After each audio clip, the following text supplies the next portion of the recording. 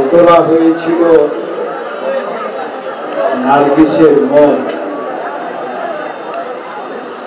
স্বপ্নে বুক বেঁধেছিল অনেক দূরযাত্রায় একই সঙ্গে চলে, কিন্তু কি এক সুপ্ত আক্ষেপ, কি এক নিদারুণ বিরহ কবি নজরুলকে মুহূর্তের মধ্যেই সেই যাত্রা থামিয়ে দিল। নজরুল সেই রাতেই গোপনে, অতি সংগোপনে ছেড়ে দিয়েছিল নার্গিসকে। রবীন্দ্রনাথের ভাষায় যদি বলি, মাধবী আসিয়াই বলিল তবে আসি। এই ঘর বাঁধবার স্বপ্ন দেখা মাত্রই সেই ঘর ভেঙে যাবে, চুরমার হবে সব স্বপ্ন।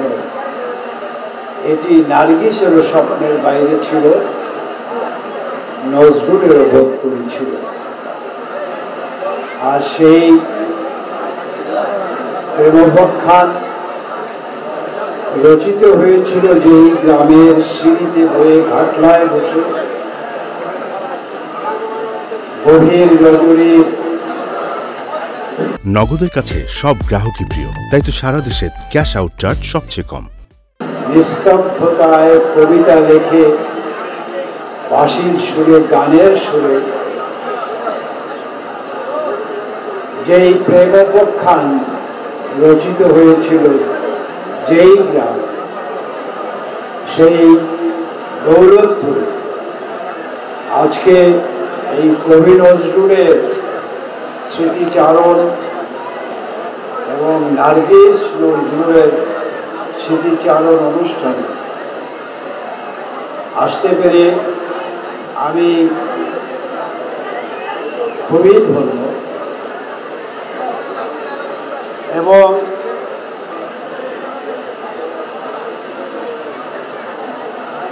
এমন একটি সুন্দর আয়োজনের জন্য আমি আয়োজকদের অবশ্যই প্রশংসা করি। এবং আমি বলবো,